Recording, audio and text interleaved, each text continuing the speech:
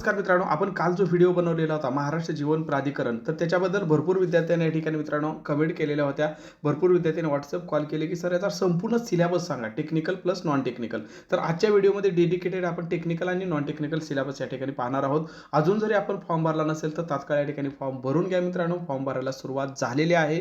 10वी प्लस टायपिंगवाले भरू शकतात, ग्रॅज्युएशन प्लस टायपिंगवाले, बीकॉमवाले भरू शकतात मित्रांनो, इंजिनिअरिंगवाले भरू शकतात.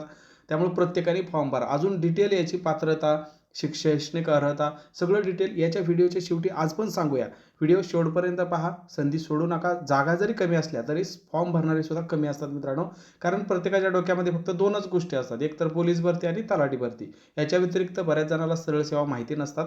तर अशा पण छोट्या मोठ्या भरती येतात, याला खूप कमी कॉम्पिटिशन असतं तुलनेनं तलाठी भरती किंवा पोलीस भरती. त्यामुळे त्या व्यतिरिक्त ह्या जागा आहेत, तर ह्या सुद्धा आपण नक्की विचारात घेतल्या पाहिजेत, कारण वेतन जर बघितलं तर तलाठी भरतीपेक्षा जबरदस्त आहे मित्रांनो. ओके, एकच परीक्षा आहे आणि वेतन जर बघितलं तर 38,600 प्रति महिना एवढं आहे. तर आपण कोणताही वेळ न घालवता डायरेक्ट सिलेबसला या ठिकाणी सुरुवात करूया. सोबतच फॉर्म भरल्यानंतर तुम्हाला कुठंही शोधाशोध करायची गरज नाही. अगदी टेक्निकल नॉन टेक्निकल दोन्ही पण आपण फक्त 380 रुपयामध्ये तुम्हाला देत आहे. त्यामुळे फक्त आणि फक्त काय करायचं, फॉर्म भरायचा आणि अभ्यास या ठिकाणी सुरू करायचा आहे. अगदी क्वालिटी कंटेंट तुम्हाला या ठिकाणी सगळं प्रोव्हाइड करायची जबाबदारी आमच्याकडे सोपवा. मग बघा काय करायचं, फक्त 380 72 48 93 01 76 या नंबरला फोनपे किंवा गुगल पे करून त्याचा स्क्रीनशॉट याच नंबरला पाठवले तात्काळ हे सगळं कंटेंट तुम्हाला दिलं जाणार आहे. PDF नोट्स आहेत, व्हिडिओ लेक्चर आहेत. याच्या व्यतिरिक्त कुठेही काही शोधाशोध करायची गरज पडणार नाही. तर मग डायरेक्ट आपण सिलेबसला सुरुवात करूया मित्रांनो. जसं की या ठिकाणी जर आपण बघितलं मित्रांनो, तर पहिली 2 पदं त्यांना अनुभव लागतोय, त्यामुळे ती 2 पदं आपण या ठिकाणी विचारात घेणारच नाही. डायरेक्ट जे फ्रेशर भरू शकतात, ओके, म्हणजे नुकतंच तुमचं पात्रता झालेली आहे आणि तुम्ही डायरेक्ट फॉर्म भरत आहात, कुठलाही अनुभव नाही, तर त्यांच्यासाठी मित्रांनो ही पदं आहेत. जसं की या ठिकाणी जर आपण बघितलं, पहिलं जर या ठिकाणी आपल्यानुसार बघितलं तर सहाय्यक लेखा अधिकारी हे याच्या जागा सुटलेल्या आहेत. तर याला 38,600 ते 1,22,800 एवढं पगार आहे. मग आता इथं जर आपण बघितलं तर काय पाहिजे तुम्हाला मित्रांनो, तर या ठिकाणी तुम्हाला काय पाहिजे आहे, तर कॉमर्स झालेलं पाहिजे आहे सेकंड क्लास. ठीक आहे, कॉमर्समध्ये तुम्हाला सेकंड क्लास या ठिकाणी मिळालेला पाहिजे. मग यासाठी नेमका अभ्यासक्रम काय, आता एका पोस्टनुसार आपण पाहतो. ठीक आहे, अजून पण भरपूर साऱ्या पोस्ट आहेत मित्रांनो, परंतु एका पोस्टनुसार त्याची पात्रता आणि लगेच त्याचा अभ्यासक्रम या ठिकाणी आपण पाहणार आहोत. आता आपण याचा अभ्यासक्रम टेक्निकल आणि नॉन टेक्निकल दोन्ही पण पाहूया. तर बघा या ठिकाणी जर आपण बघितलं तर ही 3 नंबरची पोस्ट होती आपल्या या ठिकाणी स्क्रीनवर. जर या ठिकाणी बघितलं तर 3 नंबरची पोस्ट होती मित्रांनो सहाय्यक लेखा अधिकारी, आणि 4 नंबरची जी पोस्ट आहे सेम पात्रता सेम अभ्यासक्रम आहे. त्यामुळे दोन्हीच्या पण एक साथ आपण या ठिकाणी बघूया. जसं की इथं जर आपण बघितलं तर मराठी व्याकरण आहे, त्यानंतर इंग्रजी व्याकरण आहे, त्यानंतर गणित बुद्धिमत्ता आहे मित्रांनो, आणि कॉमन GK आहे. तर मराठी व्याकरण, त्यानंतर इथं आपल्याला वरती कॉलममध्ये दिसत असेल, जरी या ठिकाणी मी बोललेलं तुम्हाला व्यवस्थित नाही समजलं तर इथं आपण हे कॉलम बघू शकता. हा कॉलम आहे मराठी व्याकरणचा, हा इंग्रजी व्याकरणचा, हा सामान्य ज्ञानचा आणि हा बौद्धिक चाचणीचा आहे. आणि या ठिकाणी इथं जर आपण बघितलं तर काय होते मित्रांनो, इथं जर या ठिकाणी बघितलं तर हे आपल्याला नॉन टेक्निकलचे बघा काय काय दिलेलं आहे. तर नॉन टेक्निकलचे या ठिकाणी आपल्याला दिलेले आहेत मराठी व्याकरण, त्याचे तुम्हाला या ठिकाणी काय असणार आहे, 10 प्रश्न असणार आहेत. त्यानंतर इंग्रजी व्याकरण, त्याचे 10 प्रश्न असणार आहेत. गणित बुद्धिमत्ता त्याचे 15 प्रश्न असणार आहेत, आणि GK कॉमन GK त्याचे 15 प्रश्न असणार आहेत. आता हे जर आपण बघितलं तर 15 आणि 15 30, हे 40 आणि हे 50, म्हणजे हे 50 प्रश्न झाले. उरलेले जे 50 प्रश्न आहेत ते लेखाविषयक आणि पदवी दर्जाचे आहेत. आता त्यामध्ये काय विचारलं जाईल हे आपण या व्हिडिओमध्ये पाहूया.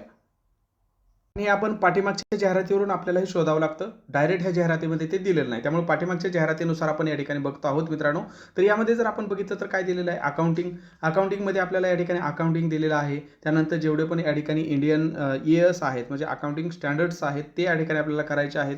हे सगळं आणि सगळं मी तुम्हाला पॉईंटनुसार त्याच्या MCQ नुसार हे सगळं मी तुम्हाला प्रोव्हाइड करतो आहे आपल्या ह्या 380च्या बॅचमध्ये. ओके, त्यानंतर जर या ठिकाणी बघितलं तर बिझनेस लॉज आहेत मित्रांनो, कंपनी लॉज आहेत, कॉस्ट अकाउंटिंग आहे. त्यानंतर या ठिकाणी फायनान्शियल मॅनेजमेंट आपल्याला करावं लागेल, इन्कम टॅक्स आपल्याला करावं लागेल. त्यानंतर जर या ठिकाणी बघितलं तर ऑडिट अँड ॲश्युरन्स करावं लागेल, इन्फॉर्मेशन टेक्नॉलॉजी करावं लागेल. त्यानंतर डबल एंट्री सिस्टम आणि single entry system of accounting आपल्याला करावं लागेल. हे एकदम सोप्या पद्धतीने, ओके, तुम्हाला BCOMला सुद्धा असं एवढ्या सोप्या पद्धतीने वाटलं नसेल, एवढ्या सोप्या पद्धतीने तुम्हाला ह्या नोट्स, MCQ, थिअरी सगळं तुम्हाला यामध्ये भेटून जाईल. ठीक आहे, accounting of not for profit organisation हे तुम्हाला या ठिकाणी समजून जाईल.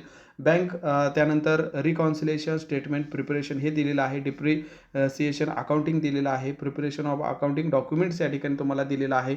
Goods and service tax act 2017 हे तुम्हाला करावं लागणार आहे. त्यानंतर बिझनेस इथिक्स अँड कम्युनिकेशन हे तुम्हाला या ठिकाणी त्यामध्ये इथिक्सचे जे पण आहे ते तुम्हाला करावं लागणार आहे. म्हणजे एवढं तुम्हाला टेक्निकलचं करावं लागणार आहे. एवढ्याला तुम्हाला 50 प्रश्न 50 प्रश्न 100 गुण, म्हणजे एक प्रश्न 2 गुणाला असणार आहे. ठीक आहे. मग ह्याचा निम्मा वेटेज तुम्हाला टेक्निकलला आहे, निम्म वेटेज नॉन टेक्निकलला आहे आणि अगदी सोप्या पद्धतीने तुम्हाला हे सगळं आपल्या या बॅचमध्ये दिलं जाणार आहे.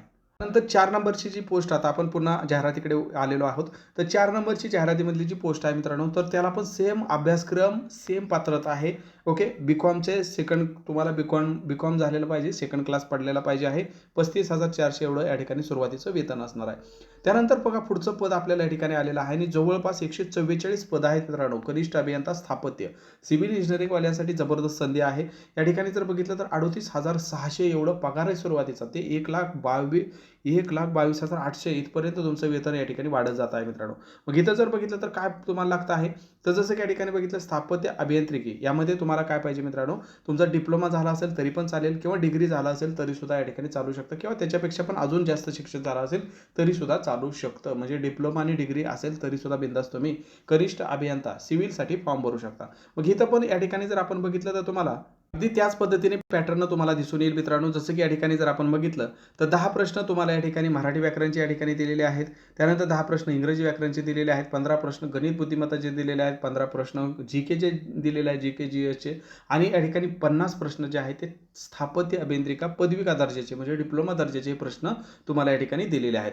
मग ह्या 50 प्रश्नामध्ये नेमकं करायचं काय सिव्हिलसाठी, तर आपण स्क्रीनवर जसे की पाहत आहात मित्रांनो मागील जाहिरातीनुसार, तर इंजिनिअरिंग मेकॅनिक आपल्याला स्ट्रेंथ मटेरियल करावं लागेल, थेरी ऑफ स्ट्रक्चर करावं लागेल, स्ट्रीट स्ट्रक्चर करावं लागेल, design of reinforcement concrete structure करावं लागेल, त्याचे तुम्हाला थिअरी करावं लागेल, MCQ करावं लागतील. त्यानंतर या ठिकाणी आपल्याला कॉन्क्रीट टेक्नॉलॉजी करावं लागेल. त्यानंतर या ठिकाणी Jio technical engineering, construction material, surveying करावं लागेल, बिल्डिंग प्लॅनिंग अँड कन्स्ट्रक्शन या ठिकाणी आपल्याला करावं लागणार आहे. फ्लुइड मेकॅनिक्स सुद्धा या ठिकाणी आपल्याला यामध्ये करावं लागेल. वॉटर रिसोर्सेस इंजिनिअरिंग या ठिकाणी आपल्याला करावं लागणार आहे. हायवे इंजिनिअरिंग आहे, ब्रिज इंजिनिअरिंग आहे, इस्टिमेटिंग कॉस्टिंग अँड व्हॅल्युएशन आहे, पब्लिक हेल्थ इंजिनिअरिंग यामध्ये करावं लागेल, कन्स्ट्रक्शन प्लॅनिंग मॅनेजमेंट यामध्ये आपल्याला करावं लागणार आहे मित्रांनो. त्यासाठी जर आपण बघितलं पुन्हा जाहिरातीकडे जर आलो तर या ठिकाणी तुम्हाला काय दिलेलं आहे मित्रांनो, तर या ठिकाणी तुम्हाला दिलेलं आहे जसं की ह्याचे तुम्हाला 50 प्रश्न असणार आहेत नॉन टेक्निकलचे आणि हे 50 प्रश्न प्रत्येकाला 2 गुण असणार आहेत मित्रांनो. म्हणजे 100 प्रश्न 200 गुण असणार आहेत आणि 120 मिनिट वेळ म्हणजे 2 तास या ठिकाणी तुम्हाला परीक्षेला वेळ असणार आहे. आणि ही परीक्षा तुम्हाला तर माहिती आहे IBPS घेणार आहे.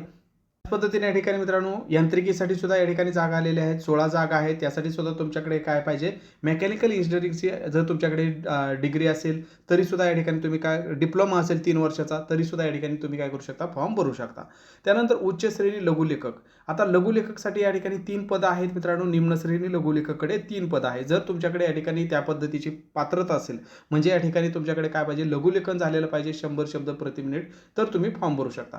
आता त्यानंतर सगळ्यात महत्त्वाचं पद येतं मित्रांनो कनिष्ठ लिपिक. भरपूर विद्यार्थी यासाठी पात्र असणार आहेत.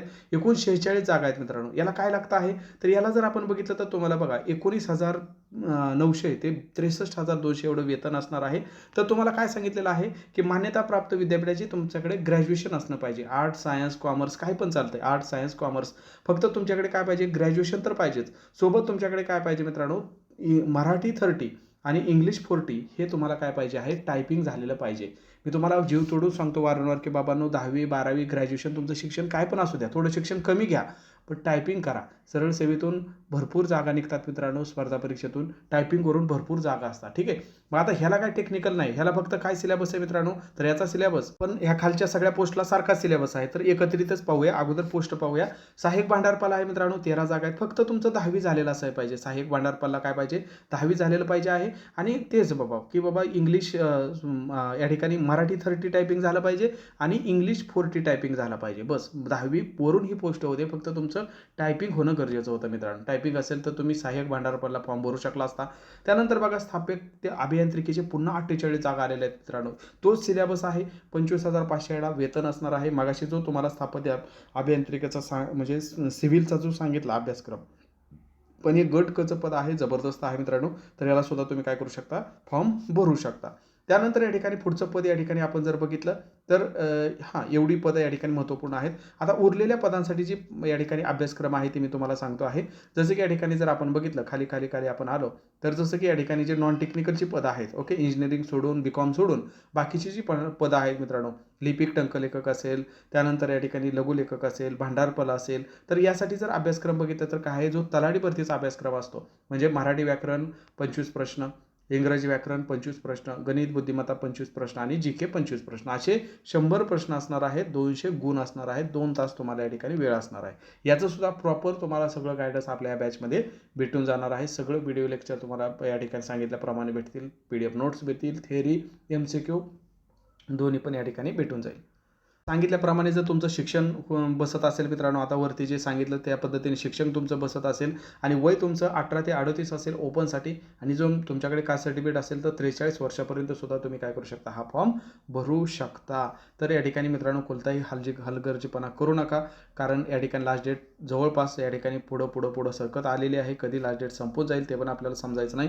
19 डिसेंबरपर्यंत तुम्ही काय करू शकता, हा फॉर्म भरू शकता. ठीक आहे, 19 डिसेंबर लास्ट डेट आहे. तर तोपर्यंत तुम्ही सध्या तर या ठिकाणी फॉर्म भरू शकता. त्यामुळे या ठिकाणी तात्काळ काय करा, फॉर्म भरून घ्या जर पात्र असाल तर. अगदी सहज सोप्या पद्धतीने तुम्हाला हे सगळं मित्रांनो अभ्यासक्रम पाहिजे असेल तर सध्या ऑफरमध्ये फक्त 380 रुपयाला सगळं भेटत आहे. तर ही फी वाढण्या अगोदर नक्की आपल्या संग्रही ही सगळं कंटेंट आपल्यासोबत ठेवा. अधिक माहितीसाठी या नंबरला तुम्ही कॉल देखील करू शकता किंवा व्हॉट्सअप देखील करू शकता. व्हिडिओ माहितीपूर्ण वाटला असल्यास एक लाईक नक्की करा. नवीन असाल तर चॅनलला आवर्जून सबस्क्राईब करा. भेटूया नवीन व्हिडिओमध्ये नवीन माहितीसह. धन्यवाद.